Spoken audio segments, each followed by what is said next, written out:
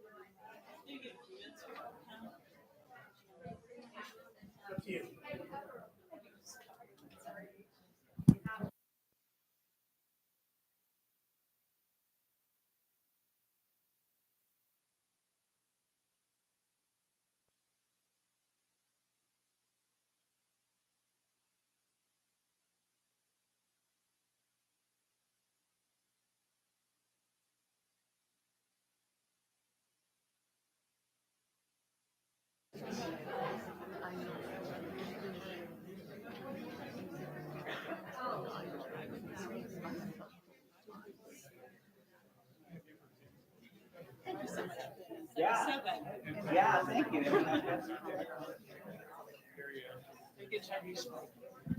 Okay, good afternoon, everybody. We're going to get started.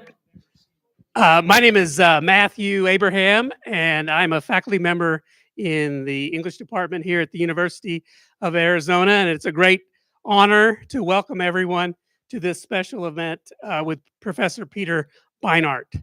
Along with my co-moderator, also from the English department, Professor Marcia Klotz, I would like to thank our sponsors in the Center for Latin American Studies, the School for Middle Eastern and North African Studies, and the Gender and Women's Studies Department.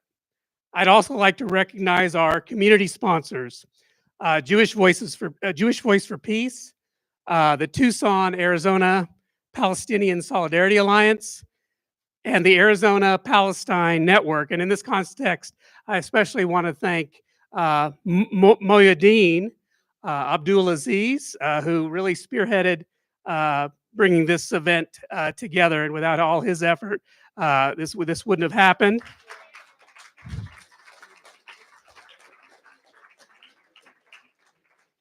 And I'd also like to thank Mick Jordahl, who also was instrumental in bringing everyone together to support Peter Beinart's visit here at the university. Okay, without further ado, I'm going to pass the mic to my colleague, Professor Marcia Klotz, who will provide an introduction to Peter Beinart. Thank you, Matthew. It is a tremendous honor and privilege to welcome Peter Beinart to our campus and community today. For almost 2 decades, he has been offering reliable, objective coverage of the conflict in Israel-Palestine, reasonable and compelling analysis, and proposing solutions that are respectful to all parties in the conflict. A graduate of Yale and a Rhodes Scholar at Oxford, Peter began his career as editor for The New Republic and has served as a columnist and editor at a number of prestigious journals since, including Haaretz, The Forward, The Atlantic, and Jewish Currents, where he now serves as editor-in-chief. He is also a frequent contributor to numerous publications, including the New York Times and The Guardian. I'm sure all of you are familiar with his work. He's written a number of books, including The Crisis of Zionism, which came out in 2013, in which he argued that the increasing repression of Palestinians in the West Bank and Gaza was endangering the future of Israeli democracy and creating a generational divide that threatened the Jewish community around the world as well. More than a decade later, his writing seems tragically prescient. Personally, my own gratitude to Peter and for the staff of Jewish Currents arises from my own increasing sense of isolation in the Jewish community here in Tucson. In Chuck Schumer's recent storm of a Senate speech, Schumer claimed that he spoke on behalf of the silent majority of American Jews when he said that this war was indefensible and that Netanyahu had lost his way. Was that true? I wondered. Were the majority of Jews in the United States secretly opposed to what was happening in Gaza? If that is the case, there's literally no place where we can share our views with one another, not in our religious congregations, not in the Jewish community centers, not in the Jewish historical museums, not in the various kinds of institutions that have organized around Jewish community in our country. It's as if the message that's coming in defense of Israeli politics, no matter what happens, creates a kind of fog where we can't see one another, we can't hear one another's voices. Peter's work shines as a kind of lighthouse through that fog. He gives us a voice for those who refuse the equation of calls for peace with antisemitism. He does so with a commitment to Jewish ethics, with unassailable facts, and with arguments that we can adapt in our own communities. In keeping the space of political dialogue open, he offers a venue where we can all imagine a better future. Please join me in welcoming Peter Beinart.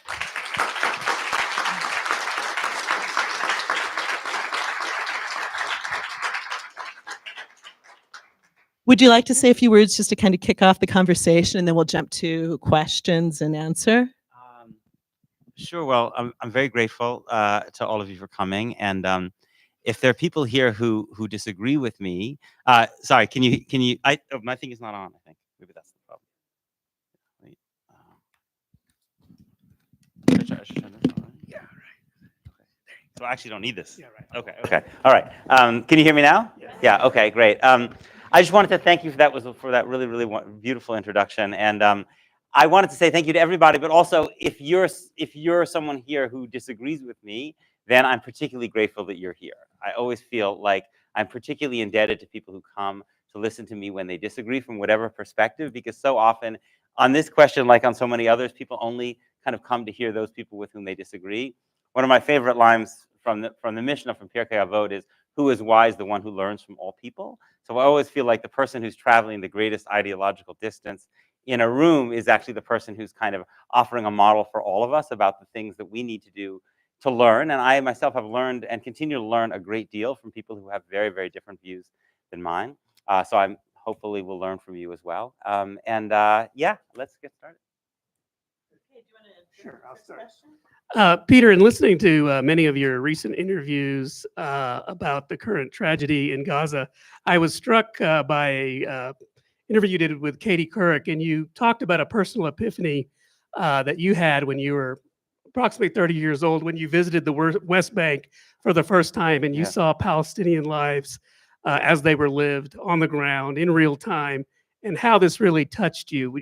Could you talk a little bit about that visit and what you saw and why it touched you so deeply?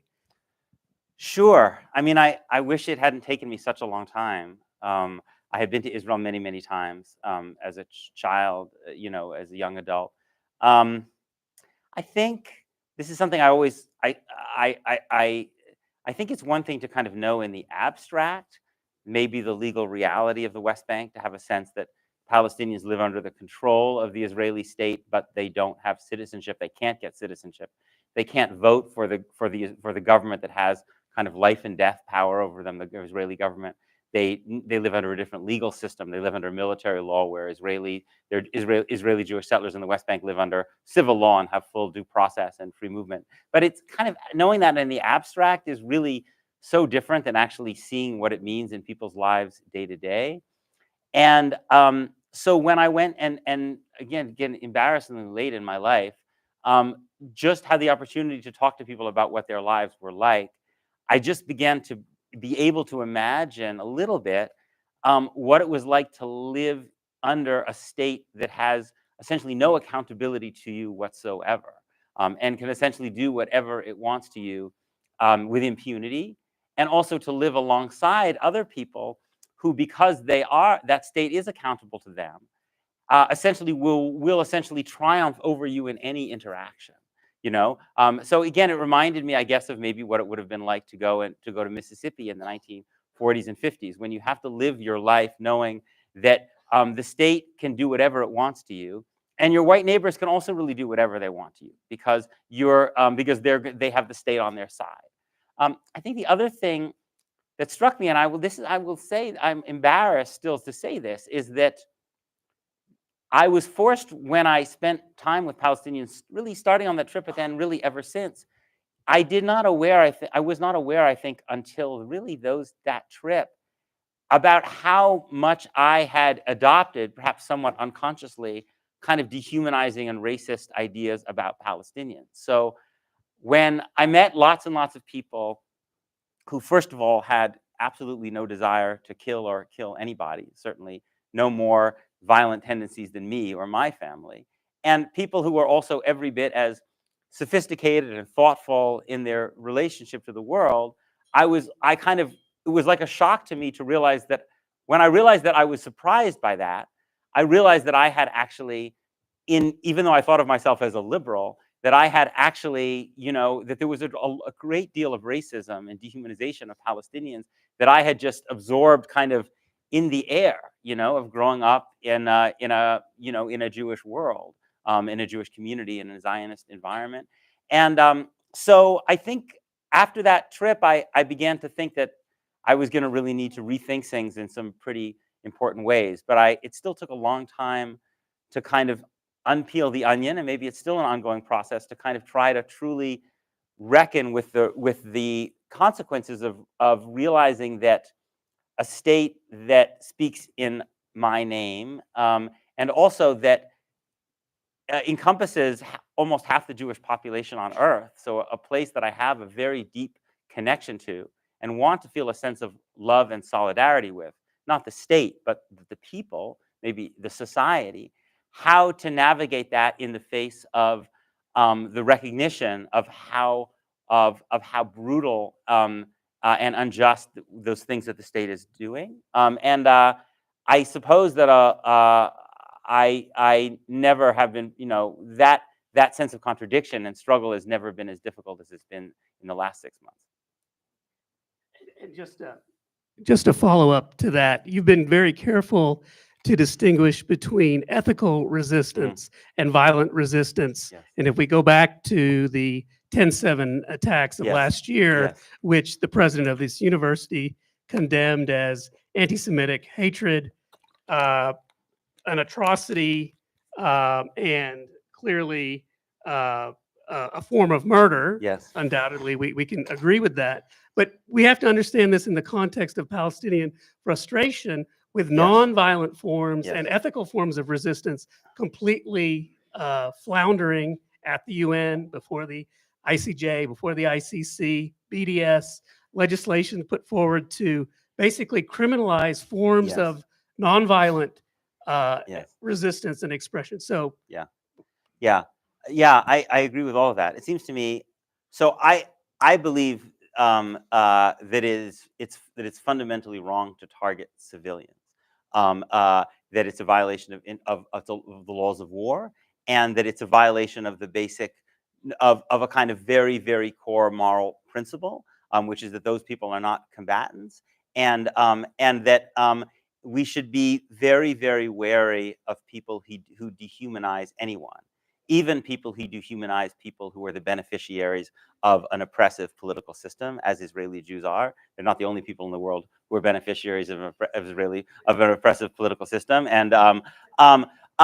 But I think that, so that's why I think that what Hamas did on October 7th was fundamentally wrong. I guess I'm also influenced perhaps by, as the child of South Africans, the recognition that the African National Congress, which was not devoted to nonviolence, it practiced armed resistance, but it made a very strong effort to distinguish between civilian and military/industrial targets, partly on ethical grounds and partly on strategic grounds. And I think that was a very important for the way apartheid ended and the way that it held to that line, not perfectly, but quite well. So I think it's an important line to hold to.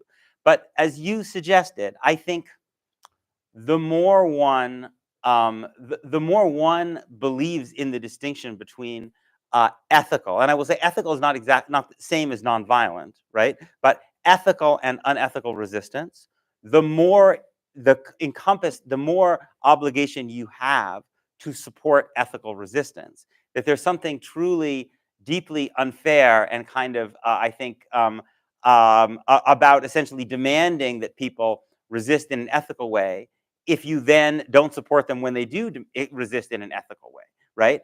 Then your words are completely hollow, right? And I think that, as you were suggesting, one of the tragedies of among the many terrible tragedies of October 7th was that Palestinians have resisted in so many different ways over such a long period of time, from hunger strikes to boycotts to general strikes to letter writing campaigns to efforts at every international institution you can imagine. And the response by the very people who are horrified by what Hamas did on October 7th is essentially been almost to treat those ethical and largely often nonviolent efforts in the same way, which is to say, to suggest that to basically try to shut them down with whatever mechanisms they can. In 2018, as many of you will know, there was the Great March of Return. Again, it was not entirely nonviolent, but largely nonviolent. And Israel had these sharpshooters there on the border that were shooting people as and huge numbers of people were maimed for life because they were marching in the Great March of Return. So it seems to me that seems to me the kind of the dual imperative, which is to say, it's not enough to just it's not enough to condemn what I think of as unethical resistance. One has to actually actively support ethical resistance in order to try to show people that that will work. Because, most people all around the world will resist their oppression in whatever ways they think are likely to succeed. And if you shut down one avenue, they're likely to go for another. And I think one of the things that made it easier for Hamas to do what it did on October 7th was the fact that the US and Israel and other countries had been so effective in basically defeating other forms of Palestinian resistance. I mean, even Mahmoud Abbas's strategy of collaboration had been defeated. I mean, talk about that. I mean, it's almost astonishing what the Palestinian Authority has done since essentially 2005, where their strategy has basically been, we will collaborate with the Israeli military forces to make sure there is no armed resistance or even actually nonviolent resistance from the West Bank, to reassure Israel that we can be trusted with a state, in hopes that they would give us a state. I mean, if you had suggested to Nelson Mandela or Jerry Adams or someone like that that they try this strategy, they would have been horrified, right? But even that hasn't worked, right? I mean, if you go back and read the interview with Roger Cohen of the New York Times that Salam Fayyad did in 2013, Salam Fayyad was the most moderate Palestinian, the Palestinian leader that every kind of, that was the most popular Palestinian leader that Israeli Jews and American Jews had ever seen, right? And when he left Palestinian politics, he said, we failed. We didn't stop settlement growth for a single day. And he said in that interview in 2013, he said, and Hamas will grow stronger, right? And these are the wages of what's happened. So that was a really articulate discussion of the kind of ethical parameters of the kind of political conflict. I'm curious, in your role as a professor of political science as well as journalism, which I forgot to mention in the introduction. It's okay. Sorry. When you're framing the conflict to students who come in knowing absolutely nothing about it, how do you draw the kind of basic outline to give people a kind of just a very kind of general introduction to how did we get into this horrendous war? Like, what are the things that people most need to know? That's a good question. I mean, I think the thing that the one really important piece of information that I feel like I try to say it when I have the opportunity to be in a kind of more mainstream media environment, because I fear it doesn't get said very much, is that most of the people in Gaza are not from Gaza.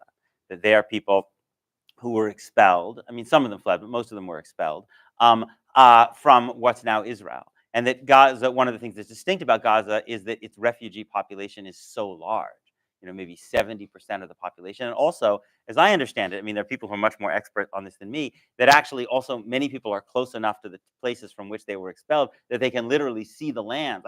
Someone showed me or once took me to a map of density of Gaza, right, which I think is the size of Las Vegas. It's like 1/20th the size of New York, and is the population density of Manhattan. And then what they call the Gaza envelope, the kind of these southern communities, and just the density difference is extraordinary to behold, right?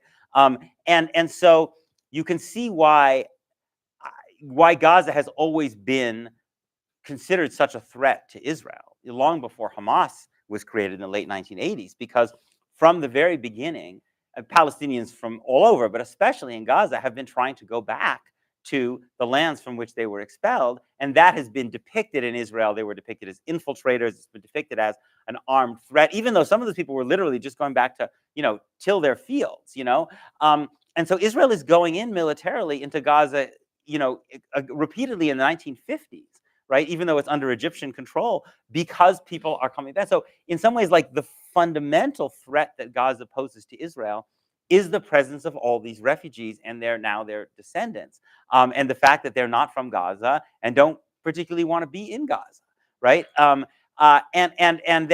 then beyond that, of course, then when Israel conquers Gaza in 1967, it occupies this territory. So it takes control of these people, but doesn't give them citizenship or the right to vote, or these basic rights. And then you have layered on top of that, you have then, after Hamas wins the parliamentary elections in 2006, which were not held just in Gaza, by the way. I sometimes am just astonished when people say things like, well, the people in Gaza deserve what they're getting because they voted for Hamas. First of all, like, many of these people weren't alive. But secondly, the election was in the West Bank, East Jerusalem, and Gaza. So by that logic, all those other people, basically, it's okay to kill them too. I mean, it's just so it's crazy. It's horrifying. But anyway, then you also have this. You have control. You have restriction controls even before this, but then you have this tightened blockade that comes after that. Because I think it's really important to talk. I won't talk about it now, but it's really important to talk about what happens between 2005 and 2007, between the disengagement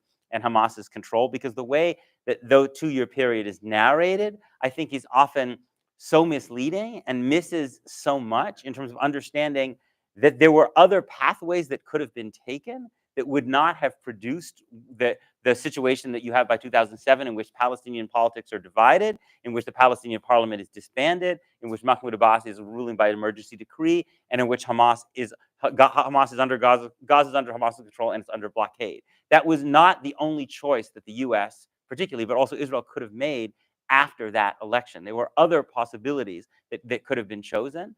But anyway, and so then, of course, then you have this blockade, which is made Gaza, according to the United Nations, unlivable even before October 7th, and made it what Human Rights Watch calls an open-air prison. So I think those are some of the things that I would say about Gaza. I think about Hamas, and then I'll stop, is that Hamas comes out of the Muslim Brotherhood, which is kind of got wings or chapters, whatever you would say. Chapters is not the right word, but has expressions all over the Arab world. That there's nothing inherent about Islamism. Is not my cup of tea. I don't believe in any religiously infused politics like this. It to me is counter to my liberal values. But there's no inherent connection between Islamism and, let's say, armed resistance against civilians, or for that matter, a more radical form of politics. Because the irony is that there's another Islamist party which is in Israel, and that's among Palestinian citizens of Israel, which is Mansour Abbas's Ram party, which also comes out of that intellectual, ideological tradition of Muslim Brotherhood, and they actually joined Naftali Bennett's government. Right? They're actually the most, quote unquote, moderate of the major Palestinian parties in Israel. And it's also when Hamas was emerging out of the Muslim Brotherhood in the late 80s, early 1990s, Israel saw it as the more moderate alternative, because at that point, Israel associated Palestinian nationalist and leftist factions as the radical ones, as the ones that were committing armed resistance. And this is why I kind of despair a bit when I hear people, and I hear it very frequently, including from many people I know, saying that there's this that Israel has to destroy Hamas, because I don't think most people, when they think about it, think that actually Israel could maybe stop Hamas from running Gaza, but it can't actually destroy Hamas. Hamas would still be an insurgency, maybe a stronger insurgency in the West Bank now. But beyond that, even if you did get rid of Hamas, Palestinians have been, again, resisting Israel in many, many different ways, including through armed resistance against civilians for a long time. And the Ma'alot massacre of school children in Israel in the 1970s, the Munich Olympics massacre, the terrorist hijackings, none of those were committed by Islamists. Right? Those are committed by nationalist and leftist Palestinian factions. So this idea that essentially that if you could just get rid of Hamas, then you would not have a problem, right? I mean, Palestinians will create something else, and they will resist in some other way, regardless of what its vision of internal Palestinian society is. There will be this resistance, especially now that you have so many people whose lives have been destroyed and who've seen family members killed, and who will be very, very easy to recruit, I fear. We know Hamas recruits from the family members of people that Israel has killed. I've seen a lot of data that suggests it's just normal that people who are likely to carry out armed attacks in Israel are more likely to have had close family members killed by Israel. I mean, it's not rocket science why that would be the case. And so the idea that even if you could somehow create a world in which Hamas didn't exist, that then Israel would be safer, just seems to me to kind of to really misunderstand the basic dynamics of this conflict. It reminds me, it's like when Israel went into southern Lebanon in the early 80s because they couldn't imagine anything worse than the PLO and they got Hezbollah. Or the United States couldn't imagine anything worse than Saddam Hussein and laid the foundation for ISIS. So I guess, I mean, those are some of the things that I would say.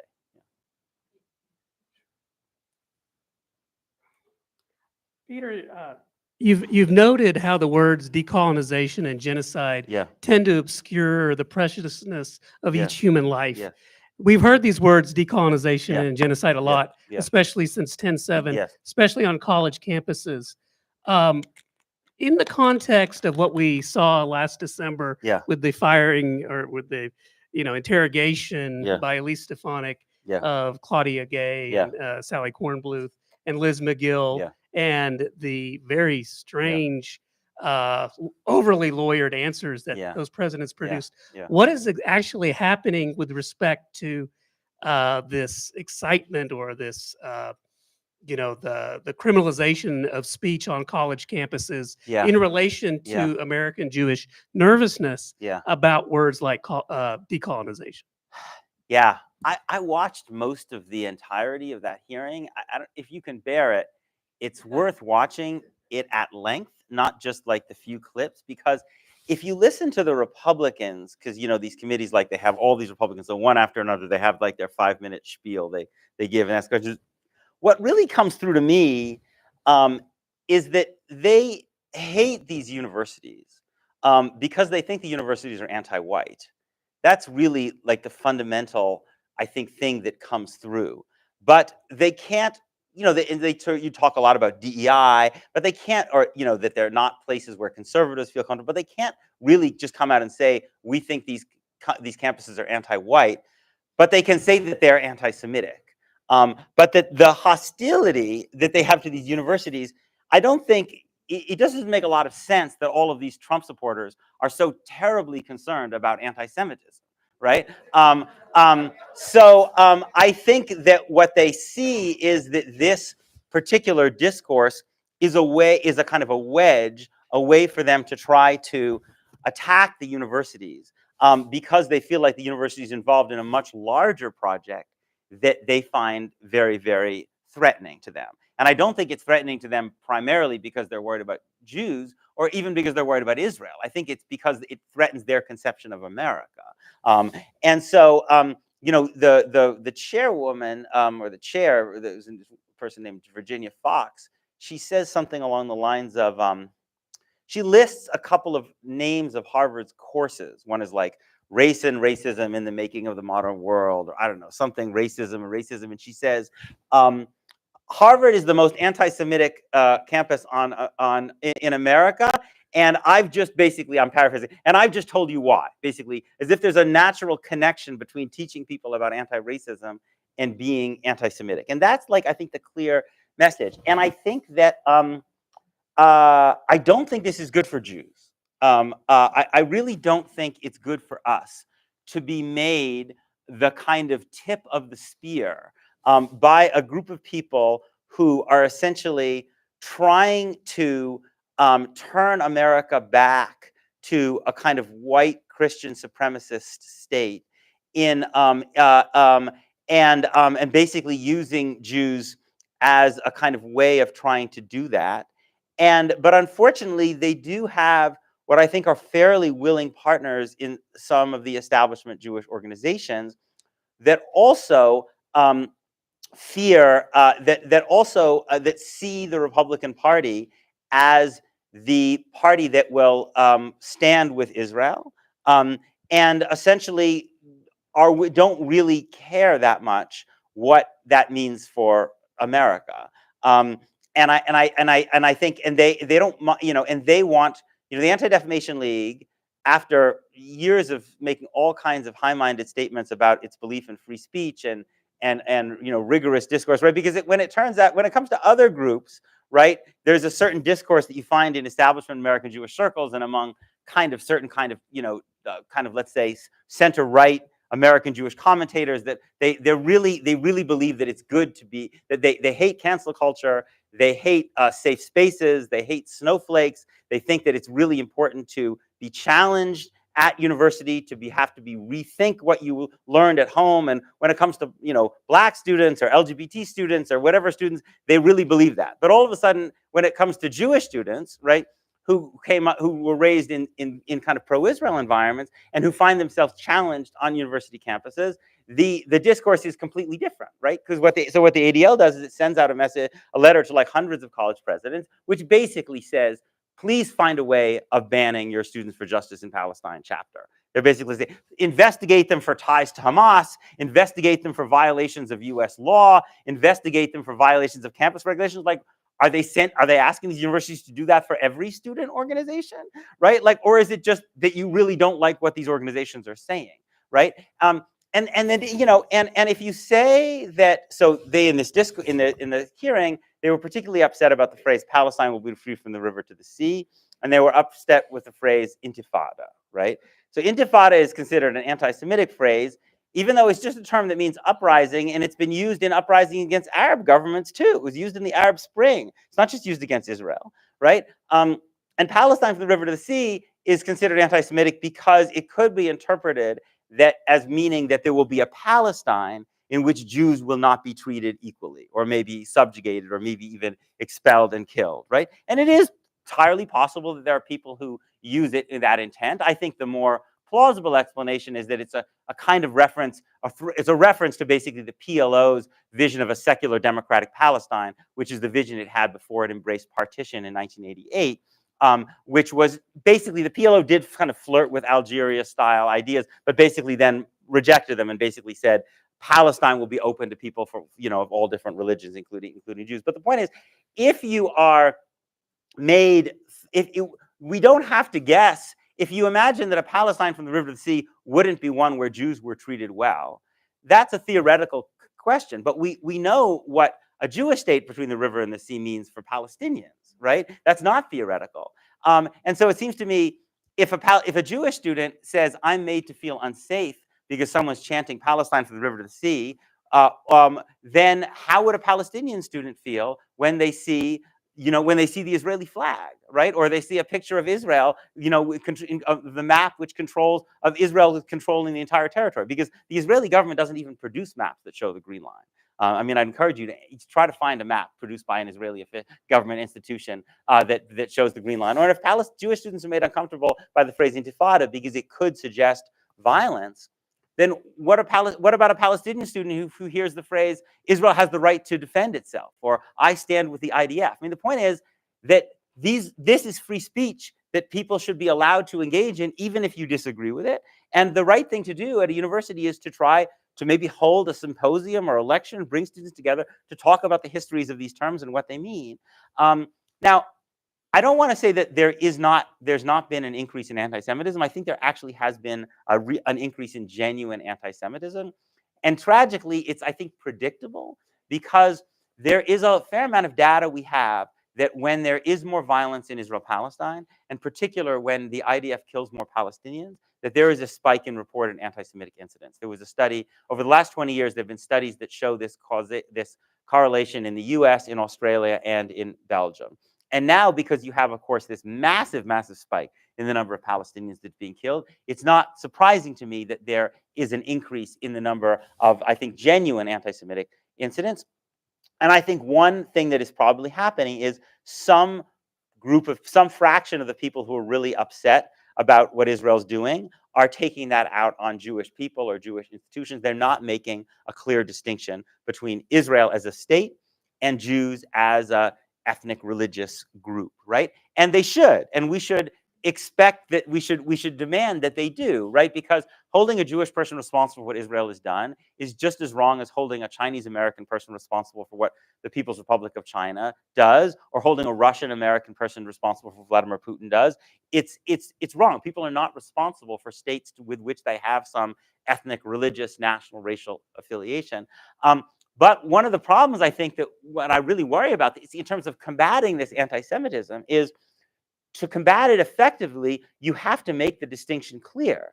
And you have to say that Israel is a state, Zionism is the ideology of that state, Jews can choose to support it or not. As for that matter, non-Jews can.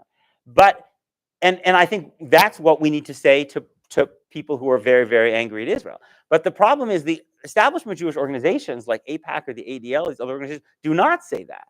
They don't say that support for Israel is a choice that Jews can make or not make, or Jews can be Zionists or not. They essentially say it's an inherent part of what it means to be Jewish. So then you're actually making exactly the conflation that we are demanding that people who don't like Israel not make, which I think is dangerous for Jews. The chief rabbi of the United Kingdom, Ephraim Mervis, who I shouldn't criticize because he, like me, is of South African descent, but I am going to criticize him because he said something really terrible, which is he said that Zionism, not Zion, which is a kind of term that means Jerusalem or the land of Israel, but Zionism leaps from every page of the Siddur, of the prayer book, right? Just, if you say that, of course, there were Siddurim long before there was political Zionism, but secondly, if you say that and then someone writes Free Palestine on a Siddur, how are you supposed to object? You've basically said it's the equivalent of an AIPAC pamphlet, right? And that to me is really dangerous in terms of the welfare of Jews and the fight against anti-Semitism. So I think you've kind of covered all of the questions I was going to ask you. Well, maybe I'll ask one more. Sorry, the answers are so long that they. No, that's great though. They're very wide ranging. But my question to you was, in your 2013 book, The Crisis in Zionism, you basically identify as a Zionist, and you see the problem as being about how hard it is to convince younger Jewish people to care about Israel when they see such injustice. And I'm curious whether you still consider yourself a Zionist or what your relationship to that word is now. And then I'll turn on to Yeah, that's a great question. So my views have shifted a fair amount since I wrote that book.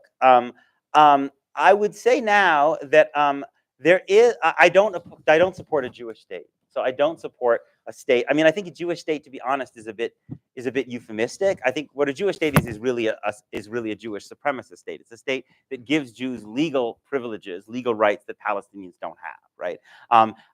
And so I don't support a state that privileges Jews over Palestinians within any borders, because I believe in the principle of equality under the law, irrespective of your race and religion, ethnicity. I believe that here. I believe that there. I believe that for all countries.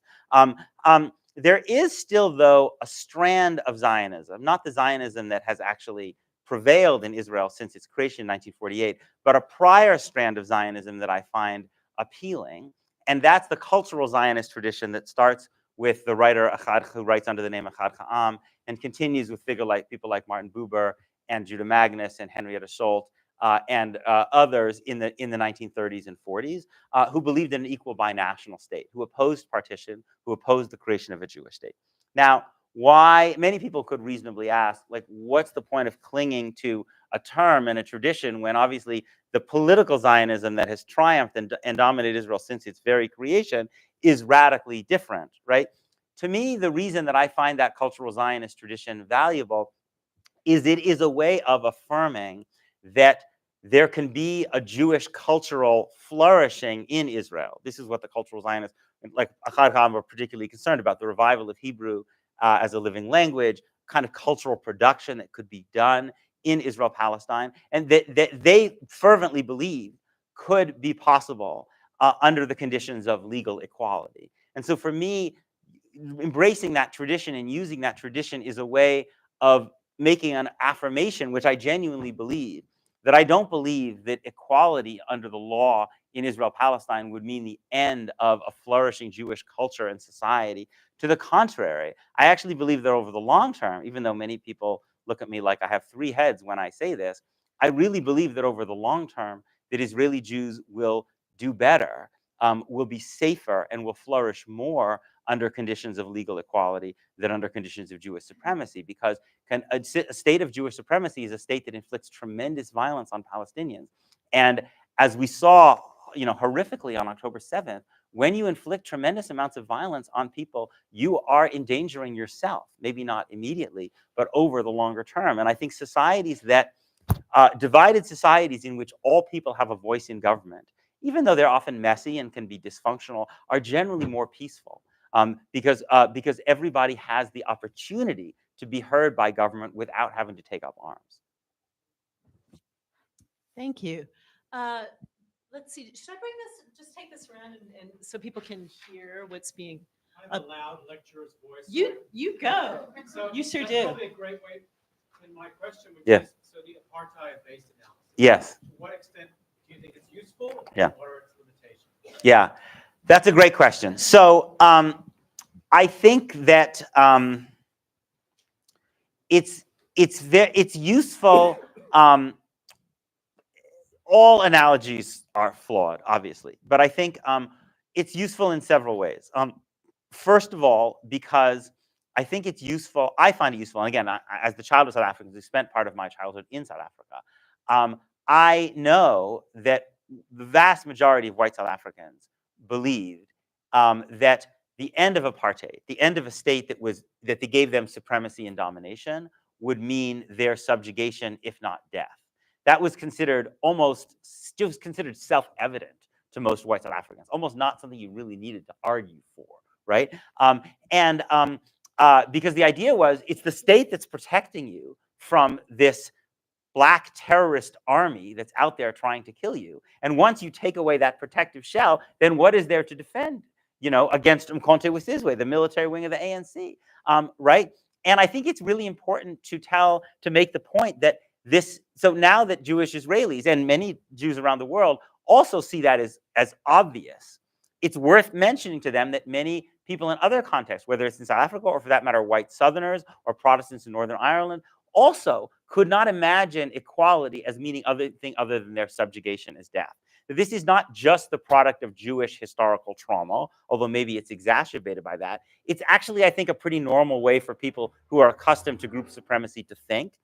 And we have in South Africa and also in Northern Ireland and even to some degree in the United States, we have examples of that not being the case, right? That the IRA and the military wing of Sinn Féin, the IRA and the Mkhonto we Sizwe essentially put down their arms when they had the vote, right? Because they didn't need the arms anymore. So that's one thing that I think is valuable about it. I also think that the ANC, the South African anti-apartheid struggle, was able to create a great kind of mass moral movement around the world that brought together people of all different backgrounds around basic fundamental principles. And it was never a racial movement. It was always a movement that had people of all different backgrounds, and the ANC was committed to that principle. The head of the military wing of the ANC, Joe Slovo, was a Jew whose first language was Yiddish. In fact, I read once that when he was in Lusaka in Zambia, where they were in exile, plotting their military strategies, and he used to get really stressed out because he wasn't sure if this attack they were planning, where he would basically go off by himself and like read Yiddish novels.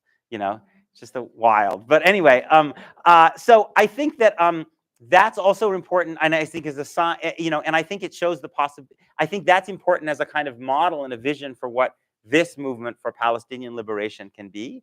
And I think that it's really, really critically important that that Jews are part of this movement and are sacrificing something for this movement is really, really important, I think, to the future of how Jews and Palestinians live alongside one another. And I think that's, and you know this because you're a scholar of South Africa, that I think is something that was really important. I think that the fact that there were white South Africans, many of them Jews, who were willing to sacrifice something to fight apartheid when it was very difficult in the 1960s, that I think that left an imprint on the anti-apartheid struggle and on the ANC that had an impact on how apartheid ultimately ended. And one of the people that that I've always considered one of the people who's inspired me the most is the figure of Bram Fischer.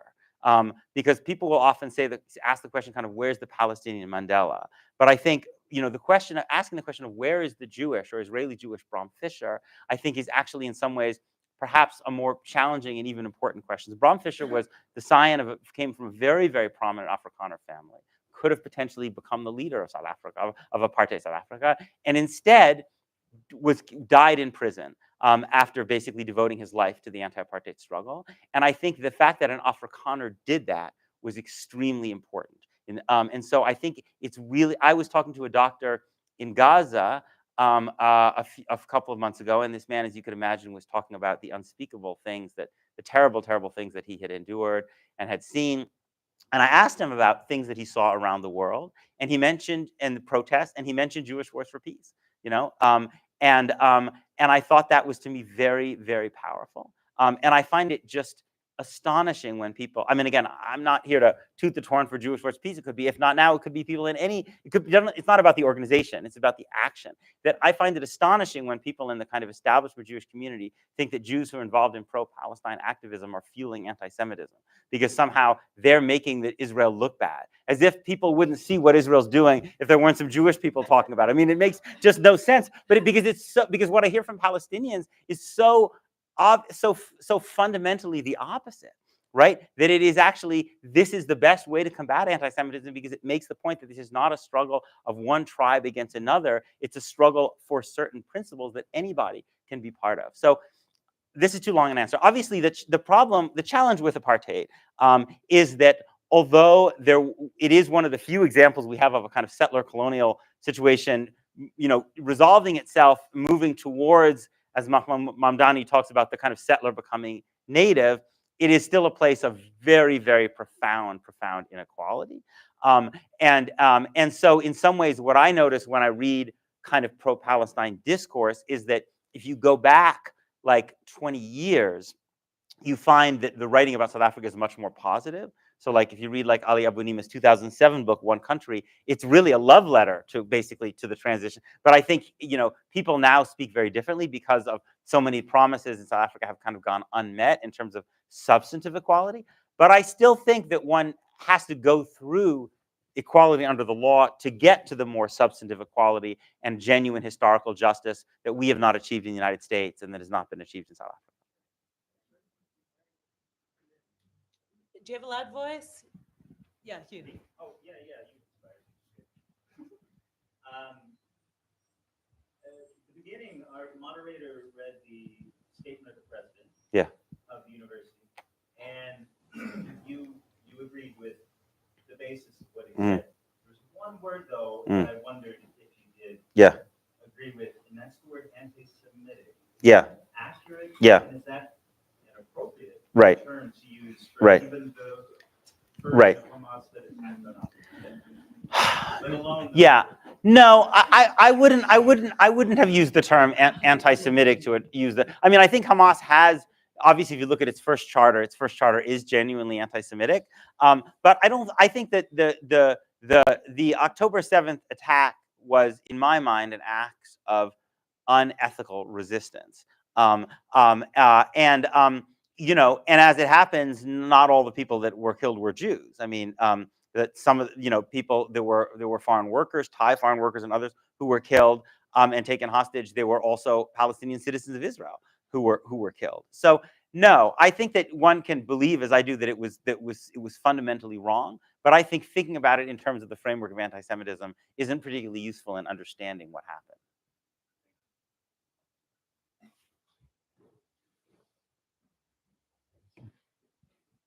Thank you. Can you talk about Biden and why?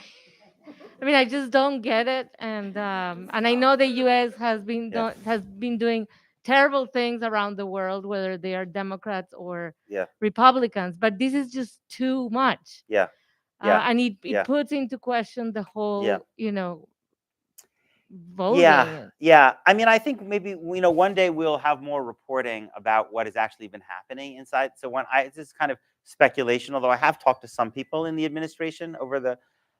So I think that Biden came of age through a time period in which his understanding of the political landscape was it's never any good to have a public fight with Israel. Remember, the last American president who basically was willing to condition US aid was George H.W. Bush in the early 1990s when they said they wouldn't give Israel the loan guarantees. Before that, it was actually more common.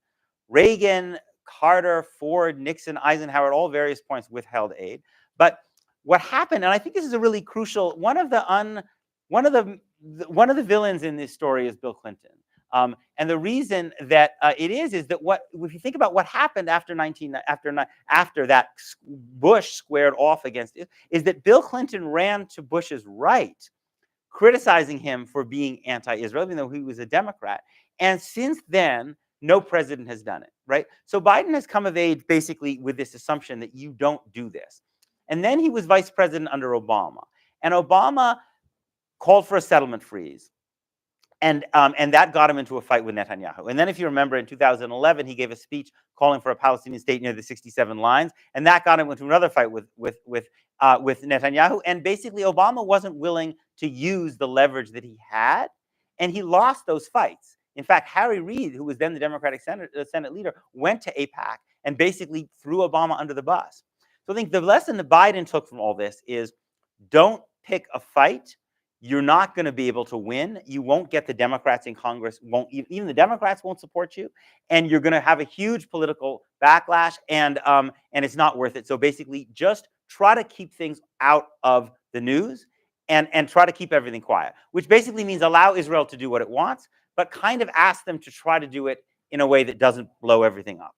And of course, also Biden is really a president who I think thinks of himself as kind of Harry Truman in a new Cold War, and his real focus is on what he really wants to do is focus on China, and his advisors want to focus on China and Russia and new great power conflict. They believe that's the era we're in. So Israel is Palestinians small potatoes. They don't want to deal with that. So that's what they've been doing, right, on October 7th.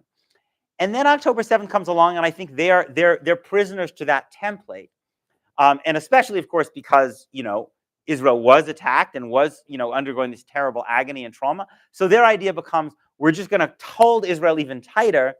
And then the story they told themselves is that by holding Israel tight, they would have some influence over what Israel was doing, right?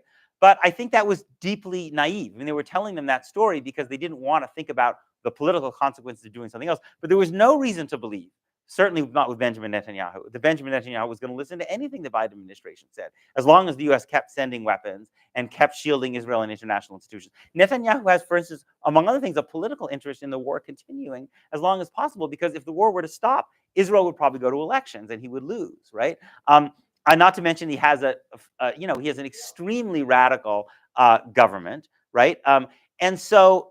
And this is the other thing, and I know people I know people who worked in American government. I know some of the people. I know even some of the people in the Biden administration. There's a funny thing about working in Washington foreign policy I noticed, and it's this: you take on the framework of the political parameters within which Washington discourse takes place, because it's completely useless and counterproductive in internal kind of government meetings to basically offer a solution that is not considered politically viable. In fact, if you do that, you make yourself someone who's not taken seriously. So you basically, over a long period of time, you internalize a set of assumptions, and the things that don't fit within those political parameters, you basically just push to the side. You kind of sublimate them, right? And I think that these people in the Biden administration, some of them are very smart, have done that for their entire careers. So they're just, when Israel does bad things, they just put it in a box, and they almost didn't realize, I think, that normal Americans, or at least Americans with progressive values, would look at these things and would react in a normal human way, which is to say, what the fuck? I mean, why is our money and our weapons go, why are we doing this, supporting this, right? I mean, that we were just been told we've been last told for the 2 years that what Russia was doing in Ukraine was terrible, and I think it is terrible, right? And Russia has, in that 2 years of war, in a country of 40 million people, of Ukrainians, I think there's something like 550 children killed, which is, of course, 550 too many, right? In Gaza, which has got 2 million people, so it's 1/20th the population, in a war that's 6 months, so it's been going on for 1/4 of the time, there are 13,000 children killed that we know of, and probably more under the rubble. So, I mean, why would you be surprised that normal people, at least people who have a basic conception of human rights, would be appalled and outraged and would go and protest your events? And I think they had kind of like lobotomized themselves morally in such a way that they didn't understand why people would respond this way. And I think it's been, obviously it's been a tremendous moral catastrophe that it took 6 months for Biden to even hint at the idea that American weapons might start to be conditioned, but it's also been a political catastrophe because, and this is something that Matt Duss wrote, which I thought was really interesting, about why this has been so disastrous for Biden personally, is that he made the point, which I think is interesting, is that one of Biden's most important advantages over Trump was, even if people didn't think he was progressive enough, or they thought maybe he was a little bit out of it, he had this reputation as a decent man, right? As a man of genuine empathy, right? And that was really important to his whole political identity. But it turned out that just was not part of the equation here, right? And I think it has really undermined the sense that people had that Biden was someone who you could feel good about. Oh.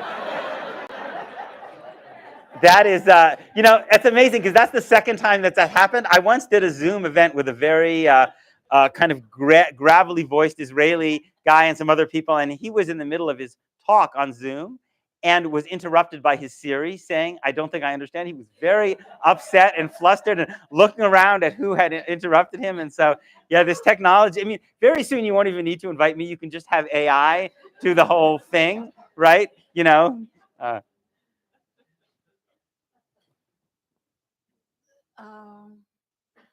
So one A little bit closer.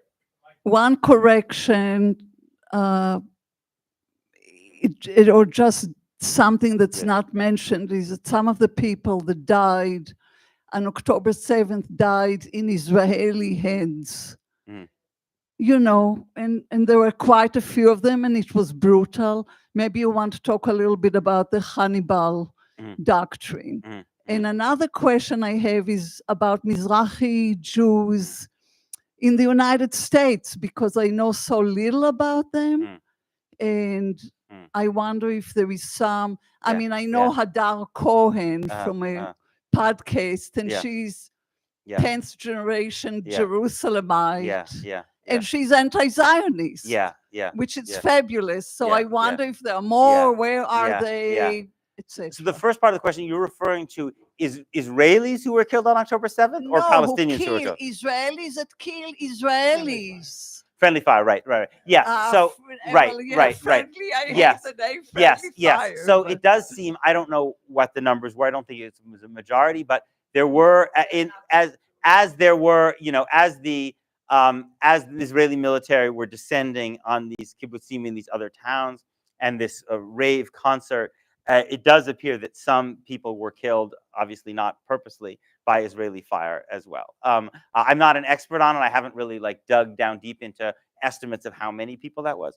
I think so as you know, the Mizrahi, so Mizrahi means Eastern. It's a name, basically a name that's used for Jews that come from the Arab world. The Mizrahi population is much as a percentage of American Jews is much smaller than it is. It's roughly half of Israeli Jews are Mizrahi. In the United States, it's a much smaller percentage. So American Jewish culture is much more hegemonically Ashkenazi. But there are important communities. There's a Syrian community, which is a strong presence in the New York, New Jersey area. There's a Persian Jewish community. in Long Island, but especially in LA. Those communities, like actually the Mizrahi communities in France from North Africa, lean to the right politically. Now, there are Mizrahi intellectuals, quite remarkable Israeli, Ella Shohat or Yehuda Shenhav. I mean, there are Orly Noy. Right. I mean, there are, but the bulk of Mizrahi politics is, or to go back to the Black Panthers, which if you just came out, Black Panthers was a group of Mizrahi, Moroccan, Israeli Jews who basically modeled themselves on the Black Panthers. They put out a Haggadah in which they depicted Golda Meir as Pharaoh. It's an interesting document they just reissued, and it's actually a new book about the Israeli Black Panthers. Anyway, but no. So the question is, it's a great, to my mind, of course, this is a great, and also as someone whose grandmother myself was born in Egypt, and whose family comes from the Ottoman Empire, from Turkey and from Izmir and the Isle of Rhodes. It's a great tragedy to me that Jews who come from Arab or Muslim lands, instead of being potentially a bridge, and maybe also people who could have seen the way that this Israeli state had deeply kind of racist, Eurocentric kind of impulses that also disadvantaged them, right? That instead their reaction has, for the most part, been different, right? Which is to essentially say that they needed to show that they were more anti-Arab than the Arabs, right, in order to be accepted in Israel, especially the Israel of the 1950s, which was particularly hostile and racist toward Jews. I mean, Ben-Gurion really did not imagine this as a country that would be populated by Jews from Morocco and Yemen. That was not his plan, right? I mean, he wanted this, and Herzl before him, they wanted this to be a European state. And they had very, very negative views about many of those people, and they often treated them very, very badly. And so then you saw, and then Begin, of course, capitalized on this when he brought these voters to Likud, to basically that the right was the place where they felt respected, right? Because they had been disrespected by the socialist kibbutz, wouldn't say left, but kind of the labor establishment in Israel. So I think this is really a great, great tragedy. And I'm really, there's a wonderful book about Mizrahi Jews in Israel called We Look Like the Enemy by Rachel Shabi, which gets really at this contradiction between the anti-Arab politics, but the affinity with Arab culture. And I hope that somehow this will change. One of the points that Orly Noy makes, and Orly Noy, if you don't know her work, is really extraordinary. She's now the chair of the board of B'Tselem. She was born in Iran. She's translates Persian poetry and literature into Hebrew. And was also on she was on the candidate list for Balad, the Palestinian Arab party Balad. One of the points that Orly made to me, which I thought was interesting, is she said, Mizrahi Jews were not, if they had a leftist politics like the Black Panthers, it would have been repressed by the state. So that they didn't really necessarily have that option. So what instead you find by the 1980s is the emergence of Shas, right? So Shas is this Mizrahi ultra-Orthodox political party that is not really threatening to the state because it doesn't have a kind of oppositional politics to the state. And so she thinks, I think that it's not it was also that this avenue for Mizrahi Jews was not really open to them, that when the Black Panthers moved in that direction, they were very repressed by the state.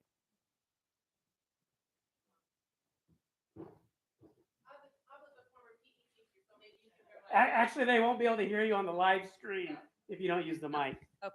So my question is, it seems like there's a paradox where I wonder what you could say about what myths Israeli Jews tell themselves about, well, it was okay for them to have a statehood in 1948, I think it was, but the Palestinians don't deserve a state of their own.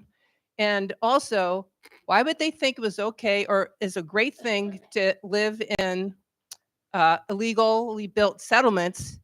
And why would you want to live in a home that has a safe room? What does that tell you about their existence? Yeah, so I'm not a Jewish Israeli, so I'm not the best person to answer that question. I mean, I think that there is, I mean, that first of all, as you know very well, the dominant discourse is that a Palestinian state would threaten Israel. And so Israel could not afford to allow the creation of a Palestinian state because this Palestinian state would then become a kind of launching pad for attacks inside Israel. which I think is wrong. I mean, I think that basically, actually, that a Palestinian state would actually mean that Palestinians had much more to lose from armed resistance against Israel, and that it would give the possibility and again, especially if it was a state, I don't think a two-state solution is possible anymore. But I think it would have essentially it would have created a situation in which Palestinians would have been actually had to reconcile themselves to Israel's existence, because those would have been the terms of a peace agreement. I do think, though, that one of the things that has always frightened, one of the things that's always frightened many Israeli Jews about this issue of Palestinian statehood is that 20% of Israel's own citizens are Palestinians, right? They're called Arab Israelis, but they're also Palestinians, right? And they are also not going to be happy as second-class citizens, right? So there is a sense that even if you created a Palestinian state, you would still have this fundamental question of how you deal with 20% of your population that you don't give equal citizenship to. And the fact that people will want equal citizenship. They won't want to live in a Jewish state any more than we as Jews or Muslims or whatever in America would want to live in our Christian state. So that those are, and there's a fundamental problem that the two-state solution wouldn't solve. In terms of how people justify the dangers that can be inherent in living in the West Bank, although also those dangers inside Israel proper. Obviously, some people want to live in the West Bank because they're religiously motivated, and I think. Gershom Gorenberg, Israeli journalist Gershom Gorenberg, has a book called The Unmaking of Israel. And one of the points he makes about the settlement movement, after 1967, after Israel takes the West Bank, and about why it was impossible for Israel to stop it, was he argues that this notion of settling the land, creating facts on the ground, basically, and basically then bringing in the power of the state, is in Israel's political DNA. That's how the state itself was created. So that the settlers in the West Bank, in their own mind, and to some degree correctly, were not doing something so radically different than what the early Zionists had done, right? That they, in some sense, saw themselves as the new pioneers, right? And so they felt not incorrectly necessarily that they were actually continuing the Zionist story and pursuing the Zionist ethos in territory, the West Bank, which is more important from a biblical perspective than much of the territory in Israel proper. So I think that's part of the reason that ideologically they were such a potent force, and it was so difficult for them. It was, it's a little bit like, it's not, obviously it's a crude analogy, but if you look at the history of the United States, right? People came to the United States. Again, I say this not when I compare Israel to the United States and Zionism to the United States. I'm not saying this to suggest that Jews do not have a deep historical religious connection to the land of Israel. I mean, I know, I know that as anybody who prays regularly knows that this is filled through our liturgy and our religious texts. But still, even despite that very, very deep connection, historical and religious connection that we have, this still has certain elements that are like other settler colonial movements. And so one of the dynamics, if you think about the United States, right, is that like people come to the United States, they dispossess the Native Americans on the eastern seaboard, but then some of them don't want people to continue doing that further west. And the people who are starting to do that in Appalachia and then further in the Midwest look at them and say, what kind of moral authority do you have to tell us not to do this? How do you get to, why is Boston there, right? And so I think you have a bit of a similar dynamic between Israeli settlers in the West Bank and Israelis who live in places like Tel Aviv.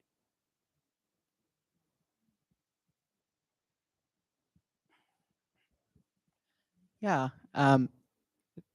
Is it working? I can't tell. Okay, thank you. So you had this kind of very public transformation on this issue, right? We sort of covered that with your views changing from your previous book. And better? Yes? No? Okay. And I'm sort of curious, and I say this also as someone who, some of your writing was, instrumental for me when I was kind of going through a shifting of ideas as well, on my relationship to Israel, to Palestine, to all this stuff. And I'm curious what you think, right now. Louder? Yes, is that what I'm? Okay, thank you. What you think is kind of needed right now to where the Jewish American community is kind of more, I think, siloed off and polarized than Yeah. maybe before. I feel like there's kind of a truism that people who were very Zionist got more Zionist, and the people who were very opposed to Israel got more opposed to Israel. And I'm curious how you think we can get people to, particularly the people in the former camp, to empathize with this kind of catastrophe that's unfolding in Gaza right now. Yeah.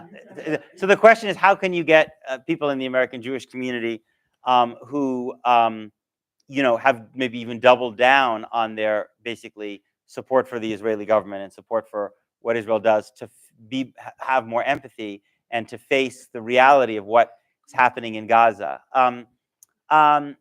It's difficult because there is a whole kind of discourse, as you know, that I think I'm actually writing a book on this very subject. There's a discourse that exists, I think, and the whole purpose of this discourse is to prevent people from having to confront these very painful truths and realities and allow them to either to disconnect from them kind of emotionally or to focus their attention somewhere else, and so but I do think that as in many things, younger people tend to be more fluid in their points of view than older people, and so you do see that it is not uncommon now for younger American Jews to fairly rapidly rethink things that they grew up with, especially when they leave home and go to college, or in their 20s, or sometimes even when they're in high school. And I think that to me is really very, very inspiring. And I'm very excited to think about what some of those young people may produce in terms of Jewish institutions and in Jewish life, because we so desperately need more institutions that allow people to live meaningful, deeply engaged, religiously literate lives that don't require them to kind of check their moral faculties at the door, unfortunately, my generation of American Jews has not produced those institutions. There are not very many of them. But I think the younger generation of American Jews will. I've been, one of the institutions that has not gotten much national attention recently, but I've been astonished by its growth just in New York, is a network called the Halachic Left, and these are people mostly coming out of the Orthodox community. So the most right-leaning elements of the American Jewish community, hundreds of young people, basically, who want to create religious institutions which will be on the border of orthodoxy, that will basically have a pro-Palestinian moral position, which is just unimaginable, which has been unimaginable. So that to me is really inspiring, and I think it's also possible that younger people can influence their parents. I think one of the reasons Eugene McCarthy ran for president in 1968 was his children told him to. And I have had parents. I was at an event on Sunday, and a woman who's about my age told me that she had always avoided this subject. She had never wanted to be involved in the subject, even though she has progressive views on other things. And she said, when my daughter started sending me the videos that she had taken from the West Bank, I couldn't ignore them, and I think that's very powerful.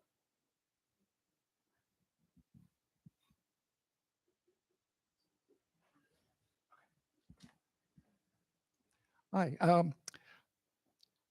I don't think you have to be a expert historical scholar to appreciate the destructive nature of religious nationalism in all its stripes. Yes. Christian, Jewish, Islamic, yes, even yes, Buddhist in Southeast Asia. Yes. So it it seems like in some of the ceasefire rallies I've attended, there's been a reluctance to criticize Hamas at all. I mean, not even in the subtle ways you've acknowledged. out of an anti-imperial Yeah. imperialist sensibility, Yes. or the fact that the position Right. is that oppressed, Right. occupied people Right. have a right Right. to armed Right. resistance, Right. which in principle is a defensible argument, I Yeah. think, Yeah. but it then feeds the right-wing narrative of anti-Semitism Right. and such. So Right. Right. I'm wondering how, Yeah. do you think that is Yeah. actually counterproductive to the pro-Palestinian cause? And is there a way to tread that line to recognize the theocratic nature of an organization like Hamas without giving any quarter to the Right. Israeli genocide in Gaza? Right. Yeah, I think you're making a really important point. I mean, one of the things that I have noticed is that in kind of pro-Israel discourse, Hamas is talked about every second word, right? But I often find in pro-Palestine discourse that people, in my experience, are very reluctant to talk about Hamas and its ideology and its beliefs, because the feeling is the minute you start talking about Hamas, you are feeding into basically the dehumanization of all Palestinians and the justification for this horrifying war. And I understand that. And yet still, it seems to me that it is important to state what your principles are. And if your principles are the idea of equality under the law in a state that doesn't privilege any people based on any religious group, then an Islamist politics is in contradiction to that, right? Just as you say, just as a Jewish nationalist politics is in contradiction to that, and also to say that I think that the way you carry out the kind of, as I said, the form of resistance, the form of a kind of national liberation movement is really important. It's really important because all people's lives are precious, and it's also important because I think it has an impact on the moral character of that movement, right? So yes, I mean, the voices the voices that are most powerful and compelling to me, that come out of the kind of pro-Palestine discourse and Palestinian intellectuals and activists, are people who do engage with those questions, and are not, and don't skirt over them. And I know, and I would say one of the things that I've been, that has impacted, that I go back to, not infrequently on subjects like this, are things that Edward Said wrote, because I think Said was a man who was not of any, he always, I felt like, kept himself at a little bit of a distance from even his own national movement. It's why he became such a fierce critic of Arafat, even though it cost him a lot.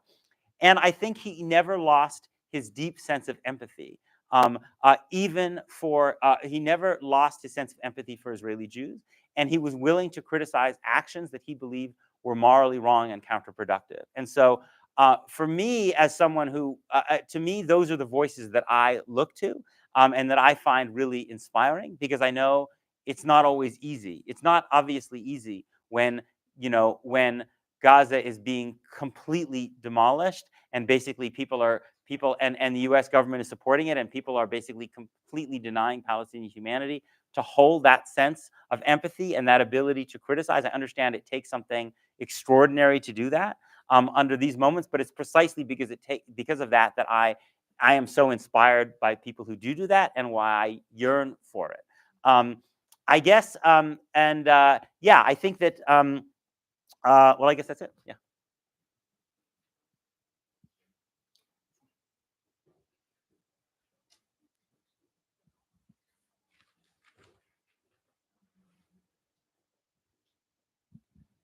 So far, European and America have been really supportive of Israel. They could do anything they can, and most of it was lip service. Do you think the genocide is going to continue to have, role in front of our eyes?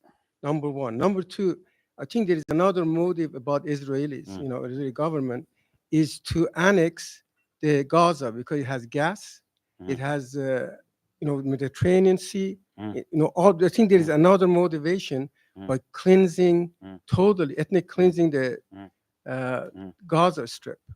Another question is, if the genocide of this level, which happens in front of our eyes, do you think one-state solution is possible? Because the amount of hurt and amount of what's happening with Palestine, is it possible? Yeah. Yeah. Have you crossed that threshold that it's not possible to have one state solution? Yeah, that's those are so when I follow, you know, pro-war discourse, and maybe I'm not looking in the right places, I don't hear a lot about taking over Gaza for its, you know, economic value or its gas or whatever. I do think there are people who in the Israeli government on the right who want to rebuild settlements in Gaza, and I think they may succeed. I wouldn't be shocked. I mean, given the history of the settlement enterprise and the fact that no Israeli government has really been able to stop settlement building, and the fact that this Israeli government has particularly people who are profoundly devoted to that principle, I think it's possible. I do think that there are a lot of people in the Israeli government, certainly on the far right, but even perhaps Benjamin Netanyahu, who would like as many of the people in Gaza as possible to leave. There have been a lot of, I mean, Bezalel Smotrich, the finance minister in 2017, wrote a paper called The Decisive Plan, where he said the Palestinians aren't going to get a state and they're not going to get citizenship in Israel. And if they're okay with that, they can stay. But if they resist, they will have to leave. And I think that basic logic, that horrifying kind of logic, has a certain coherence to it. Because essentially, Israel can, the moderates in Israel are the people who basically want to manage the Palestinians without giving them human rights. And over the long term, you can't really manage a population that you're denying freedom to. They're going to continue to resist, right? But the people on the Israeli right actually have an answer to that, which is yes, we won't give them freedom, and we can't manage them, so we have to get rid of them, or at least as many as we can, right? And they look around the world and they can see that that America doesn't have an equivalent of Hamas and a Gaza today, but we did in the 19th century, right? We had herded native peoples into smaller and smaller enclaves. They were resisting, and they saw how the United States dealt with that problem, right? It wasn't by a two-state solution. And so, to me, I think there are a lot of people in the Israeli government who I think would like to basically try to reduce the Palestinian population so much that it would not be as much of a threat. There have been a lot of, I wrote a piece about this, but there was a lot of reporting that there was reporting even that Benjamin Netanyahu asked the United States government, I think the British government, to try to urge the Egyptians to open the border so people would leave. I think it's extremely unlikely that if they left, they would ever be allowed back in.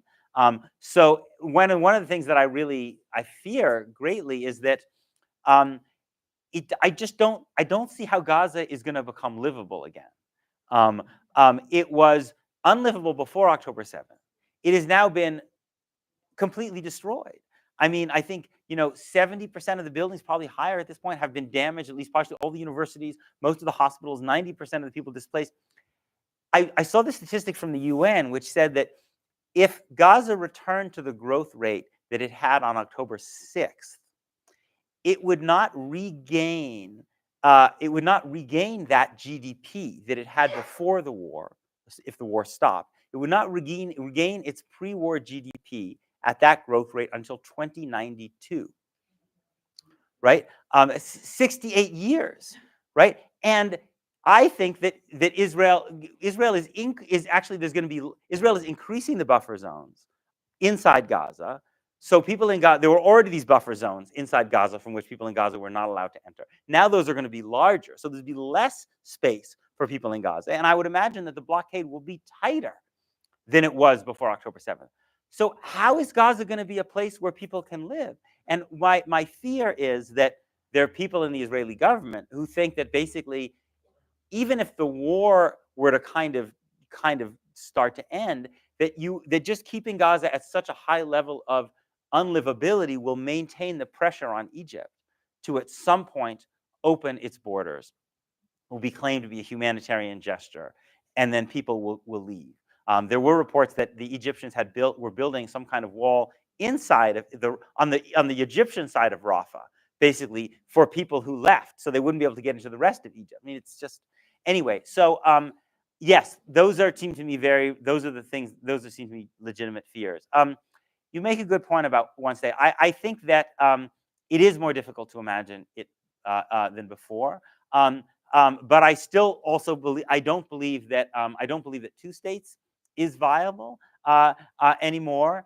And I also believe that that if you worry that over a long period of time, you need to be able to provide that a process of providing people with equality, and then and then a process of historical responsibility and reparations and all the things that we still have so far to go in terms of our own country, that's the road that has to be traveled in Israel-Palestine. And yes, it's much more difficult than it was before, but I still ultimately don't see any alternative or better path.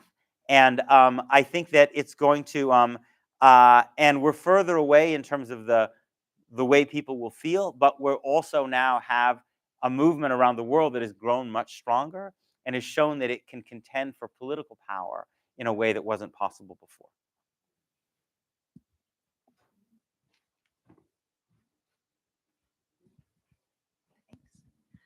Yeah, I was just going to add something that you said about Gaza, is that in the current negotiations, the main sticking point between the Israelis and Hamas is not the type of ceasefire or withdrawal from Gaza or how many hostages are going to be released. It's letting people in the south return to the north. Yeah. That's the main sticking point. Israel Right. does not want them Yeah. to go back north, and Yeah. that just reinforces Yeah. what you were just That's saying. that's a really important I point. think that's important. Yeah. But my comment was, earlier on you were talking about how when something happens, when Russia attacked Ukraine, people didn't go and bomb Russian Orthodox churches No, or I whatever. said they shouldn't. No, I right, they don't. Yeah. But in this country, the tie between American Jews and Israel is much, much stronger. I mean, when my daughter was born, my husband and I fought over whether or not she would have a Jewish education because she couldn't go anywhere without being indoctrinated about Israel. You have birthright, you have synagogues, you have weddings, you have bar mitzvahs. Every one of those is the Israeli flag is right there. Right. You want to talk about religious nationalism? Yes. Go to the West Bank. So I mean, Yeah. there's a big problem. I'm Right. a big supporter of JVP, but that's very recent. It's a very recent phenomenon. Yes. The pro-Israel, the nation state law Yes. of Yes. 2018 Right. basically describes Israel as the state of the Jewish people, Right. not the state of the Yes. Jews in Israel, but the Yes. state of Jews all over the world. Yes. And there Yes. wasn't a big outcry about that Yes. in this country. Right. And Right. my point is Yes. that the issue of anti-Semitism Yeah. being on the rise is very problematic because many people on the outside see this Yeah. and they go and attack or put graffiti on Yes. a Jewish organization. Yes. Yes. And it's really a political statement. It's an anti-Israel statement, but they have literally conflated Judaism and Israel, and that is not their fault so much as the fault of the pro-Israel lobby and pressure that you get in this country and have gotten. And just one last thing, I don't know if you were saying this or not, but Netanyahu is certainly not the problem. If Netanyahu's government fell tomorrow and Benny Gantz of Labor suddenly took power, the same thing would be happening in Gaza. He Right. promised to send Gaza back to the Stone Age Right. long before October 7th. Right. And Right. everything from the Yeah. invasion of Beirut to the present Yeah. has been, a continuation Right. of what some people Yeah. call a slow motion genocide. Right. Yes, I agree with you that I don't think a different Israeli government, I think a different Israeli government might have different policies as it relates to internal Jewish questions about the role of religion in the state and the court, but I don't think it would have a fundamentally different policy towards the Palestinians. I agree with you.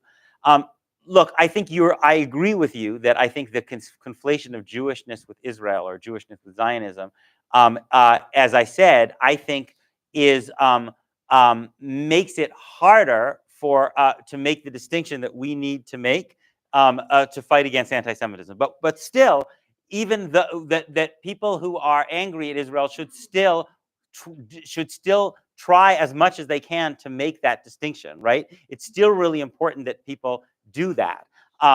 Even though I agree that American Jewish institutions in some ways make it harder. I think part of the challenge is that it's because Israel, certainly since the 1970s, to some degree along with the Holocaust, has been put so much at the center of American Jewish life. It is not clear, I think, there's a tremendous amount of work to be done in terms of answering the question of what it actually means, what the content of a Jewish identity is without that form of nationalism, right? And I think this is where a tremendous amount of work needs to be done. We're not a community that has a particularly strong, I would say, capacity or institutional base to engage with Jewish texts, which I think are the ultimate foundation on which, as I see it, Jewish identity is built. Right, that what Judaism should be, I believe, is a very, very rich and multivocal religious tradition that, like any great religious tradition, can help people answer the questions of how to live. And it's also a story about a people that is a remarkable story that we can connect to in terms of how we play a role in the long drama of our people. But I think because Israel has been put so much at the center, the question of actually building institutions that can educate children around those things, right? I mean, how many kids who are going to Hebrew school or to a Jewish camp or some other Jewish institution when they're young are being given a piece of Mishnah and actually help to understand this process of engaging with Jewish texts and delving meaning from it and thinking, wow, this ancient conversation can actually has something to teach me, right? As opposed to being basically told in some version that the Jews have been killed throughout history, and then there was the Holocaust, and now we have to support Israel to make sure that doesn't happen again, right? That's actually, I think, that's basically been the story that's been given to answer the question, why be Jewish? And I think there's so much work to be done in terms of basically creating alternative institutions that can actually give people different answers. Thank you for speaking out on this important issue. You mentioned that you knew certain people in the Biden administration, so perhaps you could offer some insight here. You mentioned the naivete of the Biden officials who believed that by supporting Israel, they would be able to influence their behavior for the better. Given that the Biden administration openly touts its arms sales, just as the Trump administration did, given the influence of the arms industry in U.S. foreign policy, and that Joe Biden's defense secretary, Lloyd Austin, spent the Trump years at Raytheon, to what extent is the claim of naivete a way for Democrats to evade responsibility for their own foreign policy, which is making that arms industry lots of money? And I also just wanted to mention that the Obama administration claimed the same thing when the Saudis were bombing Yemen, that the more they supported this policy, the more they could influence that for the better. Right. After the Obama administration left office, many of its officials claimed that that was false. So why should these claims of naivete be taken seriously now, Right. as Israel bombs Gaza? Right. So I don't know if I use the term naivete. I agree. I don't think that's the best word. I would say on the question of the role of weapons manufacturers, I do think they play an important role because so frequently, as you mentioned, Lloyd Austin, but there are many, many other examples. So often when people leave government and go to make money outside of government while waiting for their party to come into office, they either work in consulting firms that are funded by weapons manufacturers or sometimes other kinds of private business or sometimes foreign governments, or they go to work at think tanks, which are often funded by these things. And so they are kind of in a they're just in a milieu in which these things are very normalized, and which the assumption that weapons manufacturers should have a seat at the table is kind of taken as normal. I think, though, even despite all that and the influence that these weapons manufacturers have, the U.S. has been more willing to condition its military aid to other countries than it has towards Israel. And so I think that the politics on Israel there's another dimension to the politics on Israel, which is even on Yemen, as you mentioned, there was a huge move within Congress, which had a lot of support among Democrats and even a few Republicans, right, to try to cut off that or at least limit the military support for Saudi Arabia. So in Israel, there's been a particular kind of taboo against any conversation about conditioning military aid. But I think one of the few things that one of the few hopeful things that we can see just in the last few weeks amidst this absolute nightmare is that the question of conditioning military aid over the last 2 weeks there's been more progress in the last couple of weeks on that question than there has been basically in my entire adult lifetime. I mean, if you had told me that Nancy Pelosi would basically be open to I would, that was just unimaginable up until very recently, and shows that this is becoming a more mainstream democratic position. We have a long, long way to go, but the pace of change seems to be accelerating. And that is a tribute to all the people who've done the work of actually organizing and protesting in places like this. I have the mic. Hi. I'll stand. I'm Micah. I'm a Jewish spiritual leader in town.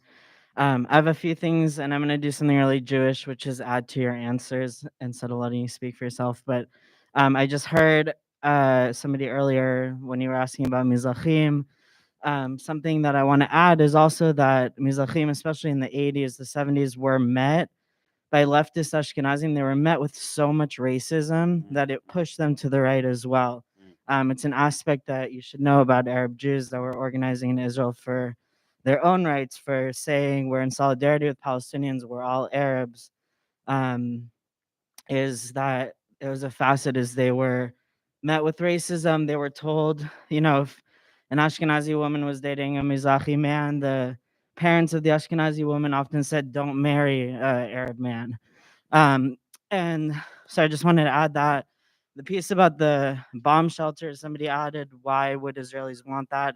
It's capitalism and it's normalization. It was a way to sell new homes and new apartments and make more money, and normalizing the occupation. I wanted to ask you, what are anti-Zionists and anti-Zionist Jews to do in cities like Tucson and places where Jewish federations control so much media power, attention around Jewish community, sending emails out to every Jewish entity to be on one side? What does the future of organizing look like when you're against such a monster that is trying to put down anti-Zionist organizers? My sense of that Jewish establishment that you're talking about, which does look very, very formidable because it has a lot more resources, that it's actually weaker than it looks from the outside. That there are, in my experience, there are more people inside of those institutions who have misgivings than sometimes one would know publicly. I remember years ago, a long time ago now, I wrote a column arguing for a boycott of West Bank settlement products. And someone approached me who worked at an establishment Jewish organization. And this person's job was to fight BDS. That's their job. And so they wanted to talk to me. And they said to me in passing that they don't buy settlement products. And I thought, your job is fighting boycotts of Israel. So I think that that the important thing is to do the work and build the Jewish and build the movement for Palestinian freedom and build the Jewish life and the Jewish institutions that actually start to show people that that there can be thriving, beautiful, meaningful, serious Jewish worship and life outside of a religious nationalist context. And maybe you might find that there are some people in that world who maybe quietly might actually peek over and be intrigued by that. Or if not them, their children.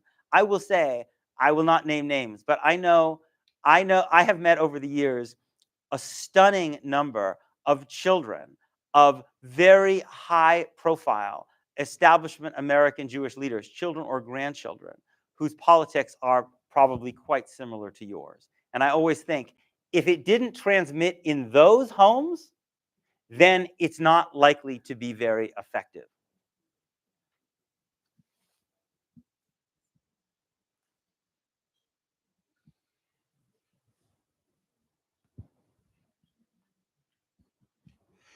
What, if any, role do you think the Arab states have in a solution to the current problems? What role do the Arab states have as a solution? I mean, to give the Arab states credit, in 2002, the entire Arab League offered Israel that they would recognize Israel if Israel returned to the 67 lines, and it was what they said a just and agreed upon solution to the refugee question. And then I think under pressure from John Kerry in 2013, they actually went even further and said it didn't have to be the 67 lines; there could be land swaps. So that was, I think, actually a pretty significant, and I think, if I'm not incorrect, that the Islamic Conference actually endorsed that Arab League proposal, all 57 whatever Islamic countries. So I think that was actually a pretty dramatic gesture. I think now you have a situation where I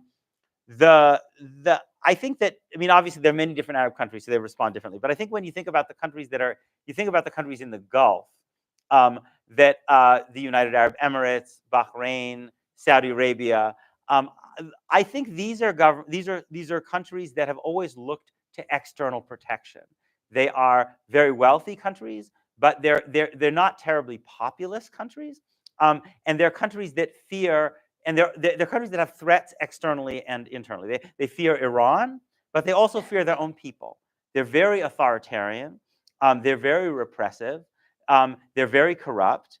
Bahrain, in particular, is a mostly Shia population led by a Sunni monarchy, and that would never have survived had not the Saudis stepped in. And so historically, they looked to Britain, and then I think they looked to the US for external protection. But I think in recent years, they've come to believe that the US is not a reliable protector of them.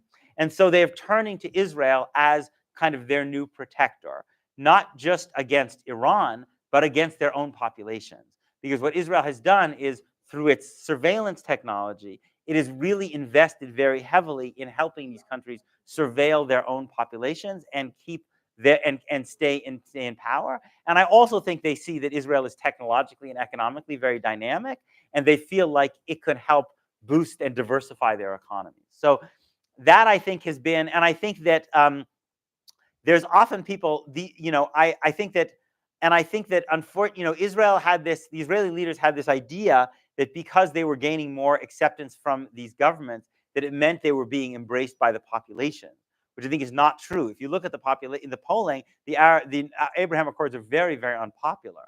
People can't necessarily say it publicly because these are very repressive regimes, but the evidence suggests that they're very, very unpopular.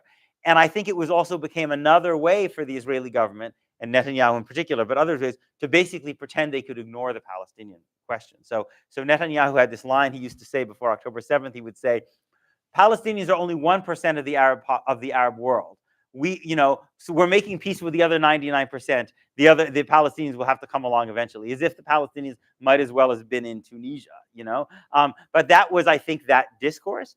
And I also think and if you listen to Hamas, it may have been one of the things that contributed to it carrying out this October 7th attack, because it saw the prospect of normalization with Saudi Arabia as marginalizing them even further, which may have been one of the impetuses that led them to carry out this terrible attack. But do they have any role in I would say what I would like them to do, and particularly the Saudis, would to say, we will not normalize with Israel until there is a clear path to Palestinian freedom, not just some kind of fig leaf thing, but actually that we are going to use our leverage as something that Israel wants and something that America wants, because America sees the normalization as a part of a way of tying Saudi Arabia to the United States and keeping it away from China. I would say that we are not going to give you those things that you want on the backs of the Palestinians.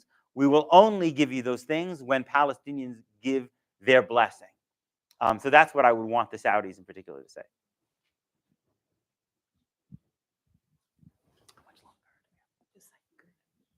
Great. All right, I'll do it. You referenced earlier that the Holocaust has for decades become a centerpiece of how Israelis identify their past, their future, and the moment. Yes. I'm interested in having you develop a little bit how that has also played into the American view of what is what allegedly is happening at this time, that we are facing a possible Holocaust, Yes. that if we don't recognize Yes. the multiple anti-Semitic acts, we're going Yes. to be duped into Yes. we're going to be duped into an idea where Yes. we are liable to fall Yes. into a Holocaust mentality again, and we will be at Yes. fault. Yes.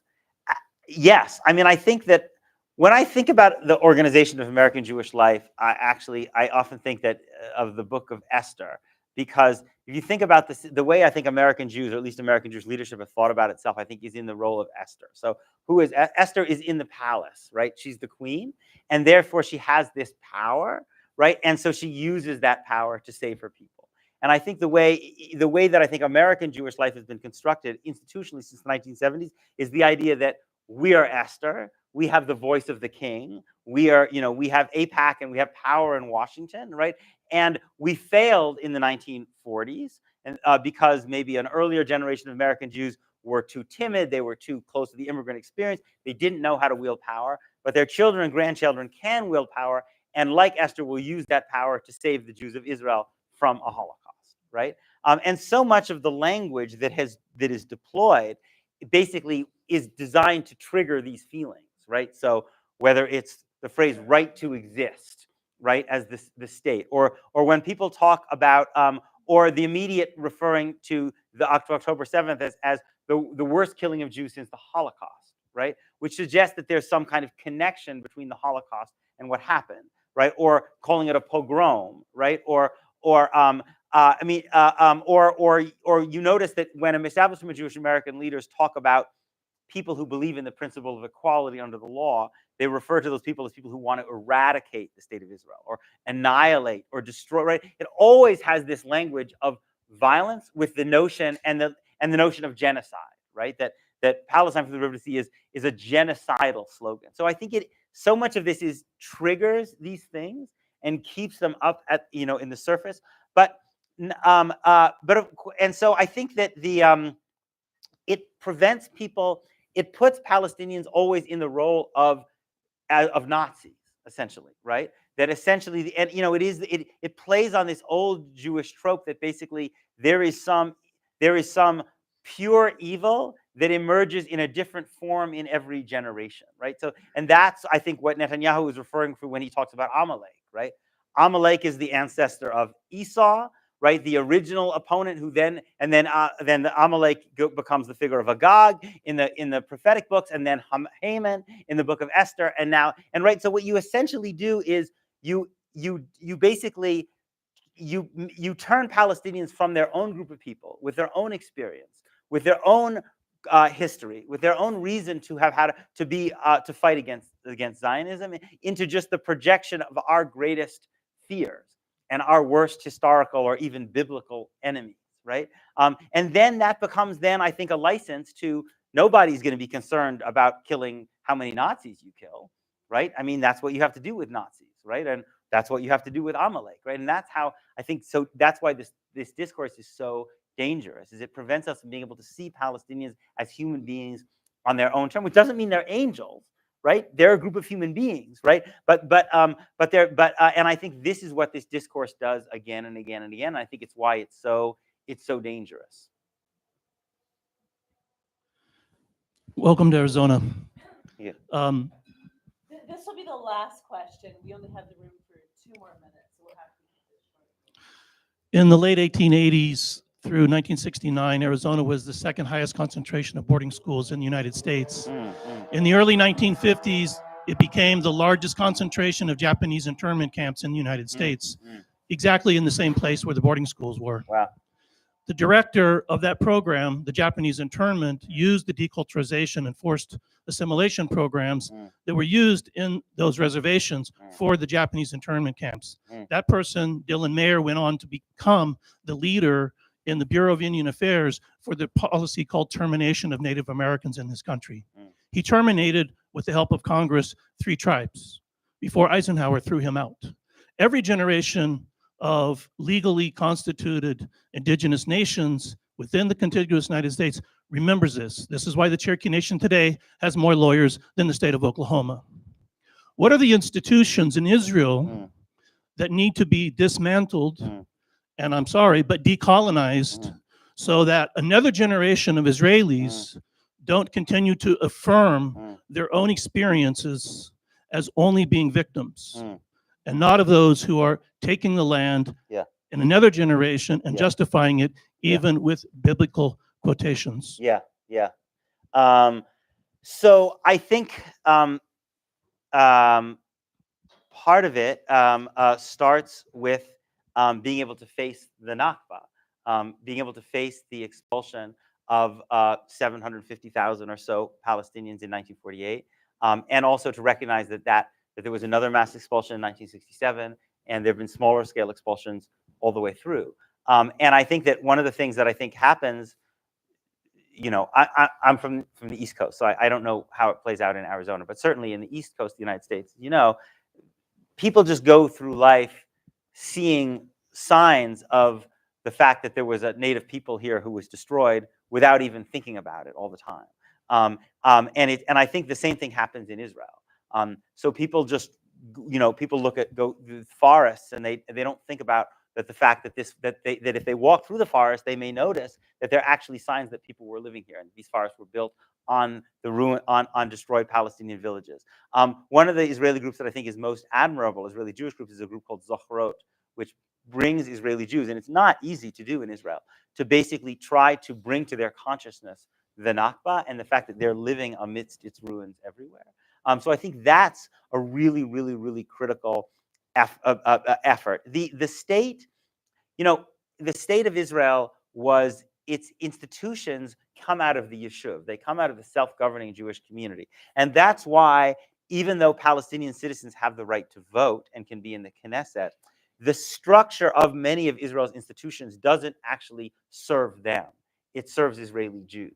And one of the institutions where you can see that the most dramatically, which would need to be dismantled, or if you want to say decolonized, would be the Israel Land Authority, right? So Israel, when Israel was created, Israeli Jews, when the partition in 1947 took place, Israeli Jews were 1/3 of the population of Mandatory Palestine, but they lived on only 7% of the land because they were a largely urban population. The Palestinians were on the most of the land.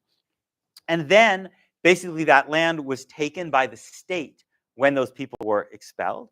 It's controlled by the Israel Land Authority, which I think is 93% of the land inside Israel proper is controlled by the Israel Land Authority, which basically gives it out to municipalities and perhaps industrial and agricultural entities for these long-term leases. And it has 22 seats on it.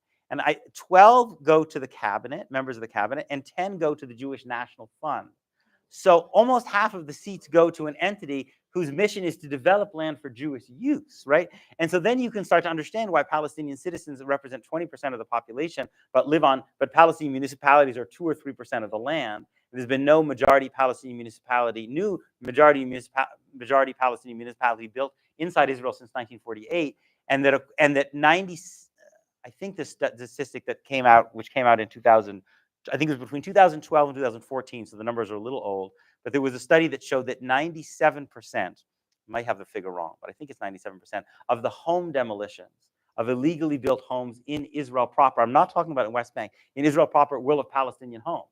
Because people are basically crowded into incredibly overcrowded areas. The Palestinian municipalities can't expand. All the land outside of them is barred from them, and they build illegally, and then some of their houses are demolished. So this is the kind of institution, right, that you would need to dismantle for Israel to genuinely be a country. Israel-Palestine, Palestine-Israel, whatever you call it, to be genuinely be a country that is built on the principle of equality under the law. And that will have to close us out. Thank you so much for those of you who stayed. This has just been extraordinary. Oh, thank you. Thank you. Thank you so much. Thank you. Thank you. And I'd like to invite you to the reception, which I think is taking place at 5:30. Is that right? Yeah, and it's on East 3rd at St. Mark's Presbyterian. Yeah, East 3rd, St. Mark's Presbyterian, and they're at 6:30. I'm sorry. Thank you so much for the correction. I hate for everybody to show up an hour early. So 6:30, and there will be dinner there. So we're looking forward to seeing you there. Thank you. Great.